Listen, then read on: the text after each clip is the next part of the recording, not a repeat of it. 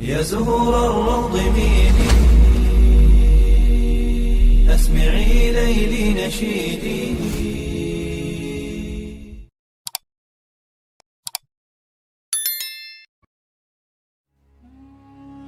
Assalamualaikum warahmatullahi wabarakatuh. Syukur alhamdulillah, dalam kesempatan yang mulia ini kita masih diberikan banyak kenikmatan sehingga kita dapat berjumpa kembali di channel ini. Marilah kita senantiasa bersolawat serta salam kepada junjungan kita semua, yaitu baginda Nabi Muhammad sallallahu alaihi wasallam. Allahumma sholli ala sayyidina Muhammad wa ala ali sayyidina Muhammad. Doa dan harapan saya, semoga sahabatku semuanya selalu diberikan kesehatan, diampuni dosa-dosanya, dikabulkan segala doa dan hajatnya, serta dilapangkan rezekinya oleh Allah Subhanahu wa ta'ala. Amin ya robbal alamin. Sahabatku yang dirahmati Allah Subhanahu wa ta'ala, salat merupakan ibadah yang wajib seorang muslim kerjakan. Seluruh ulama sepakat bahwa amalan yang pertama kali akan dihisab adalah solat. Jika baik solatnya, maka baik pula seluruh amalannya. Namun jika buruk solatnya, maka buruk pula amalannya. Untuk itu kita perlu total dalam melaksanakan solat agar pahala solat menjadi sempurna, baik saat solat wajib maupun saat solat sunnah. Selain harus khusyuk dan menghayati bacaan solat, kita juga wajib memperhatikan pakaian yang digunakan saat sholat. Jangan sampai kita berpakaian asal-asalan saat menghadap Allah Subhanahu wa ta'ala, sementara saat kondangan berpakaian rapi. Sahabatku yang dirahmati Allah, berikut ini adalah 7 kesalahan memakai pakaian saat sholat yang perlu dihindari seorang muslim. Yang pertama adalah kemeja atau pakaian pendek sehingga tersingkap sewaktu sholat. Tidak sedikit dari kaum pria saat ini yang juga mengenakan kemeja ataupun pakaian pendek ketika sholat. Pada saat ruku ataupun sujud, kemeja yang semula menutup celana terangkat ke atas karena terlalu pendek. Pada waktu itulah punggung dan sebagian anggota auratnya terlihat. Jika demikian, aurat yang semula tertutup menjadi terbuka, sedangkan dia sedang ruku atau sujud bersimpu di hadapan Allah Subhanahu wa ta'ala. Semoga Allah Subhanahu wa ta'ala melindungi kita dari perbuatan yang seperti ini. Karena terbukanya aurat pada kondisi seperti ini bisa mengakibatkan sholat menjadi batal, dan sebab utamanya adalah celana yang berasal dari negeri-negeri kafir ataupun barat. Lalu yang kedua adalah busana yang penuh dengan gambar. Dari Aisyah radhiyallahu anha, dia berkata, Rasulullah sallallahu alaihi wasallam mengerjakan solat dengan mengenakan khamisah atau jenis baju yang terbuat dari bulu yang ada gambarnya. Ketika telah mengerjakan solat, beliau bersabda, pergilah kalian kepada Abu Jaham ibnu Hudzaifah dengan khamisah ini, dan bawalah kepadanya anbijaniyah, jenis baju yang tebal dan kasar. Karena sesungguhnya khamisah tadi telah mengganggu konsentrasiku ketika sholat. Hadis riwayah Imam Bukhari, Imam Muslim, Imam Nasa'i, Imam Ibnu Majah, Imam Malik, dan Imam Baihaqi. Dan ada juga hadis lain dari Anas radhiyallahu anhu, dia berkata, dulu Aisyah memiliki kain tipis yang bergambar yang dibuat tutup tabir di samping rumahnya. Lantas Rasulullah sallallahu alaihi wasallam bersabda kepadanya, jauhkanlah dariku karena dia selalu tergambar dan terlintas kepadaku ketika sedang sholat. Hadis riwayah Imam Bukhari. Al-Qastalani berkata bahwa jika gambar yang ada di hadapannya bisa mengganggu konsentrasi orang yang sedang sholat, lebih-lebih lagi apabila gambar itu berada di pakaian saat sholat. Irsyad Al-Sari. Lalu yang ketiga adalah menyingsingkan lengan baju dan mengikat rambut.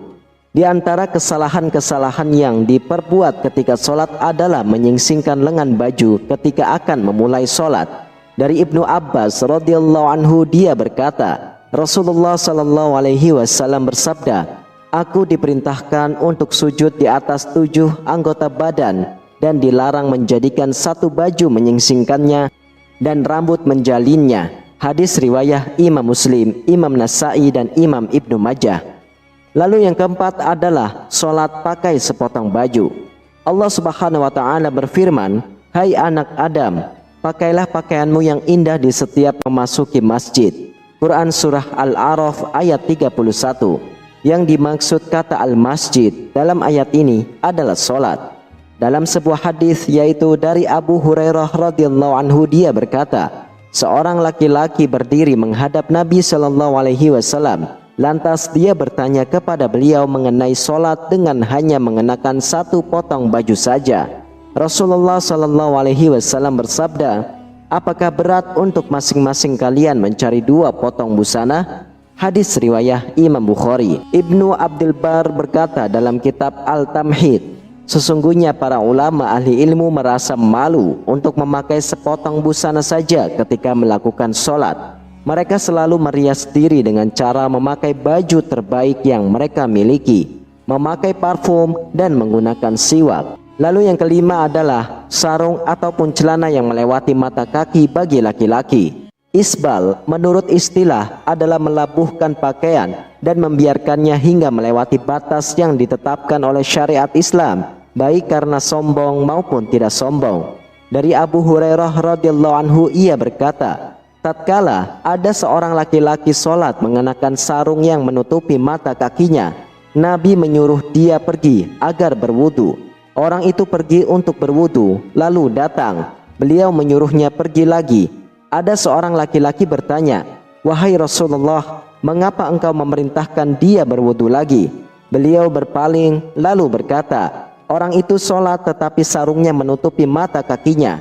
Sesungguhnya Allah tidak menerima sholat seorang laki-laki yang isbal atau sarung ataupun celananya menutupi mata kakinya. Hadis riwayah Imam Abu Daud, Imam Ahmad dan Imam Nasai. Imam Nawawi berkata, sanadnya sahih menurut kriteria Imam Muslim. Adapun mengenai sholat dalam keadaan demikian, maka para ulama telah berbeda pendapat dalam hal ini. Ada yang menganggap sholatnya tidak sah dan ada pula yang tetap menganggapnya sah. Namun ada sebuah hadis sahih yang berasal dari Ibnu Mas'ud yang selayaknya diketahui oleh mereka yang sholat dalam keadaan seperti ini, agar mereka lebih berhati-hati. Lalu yang keenam adalah baju ketat yang menggambarkan lekuk tubuh. Rasulullah Shallallahu Alaihi Wasallam ketika melihat Jabir bin Abdullah datang kepadanya pada malam hari, lalu dia sholat malam bersamanya.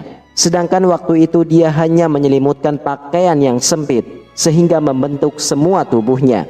Beliau menasihati, jika pakaian itu sempit, jadikanlah sarung ataupun ikatan kainmu mulai di atas perut sampai ke bawah. Jika kainmu luas sekali, maka selimutkan ke seluruh anggota badan. Hadis riwayah Imam Bukhari.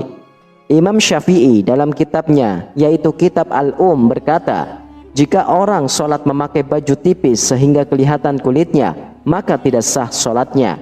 Syekh Albani berkata bahwa celana ketat itu mendatangkan 2 macam musibah.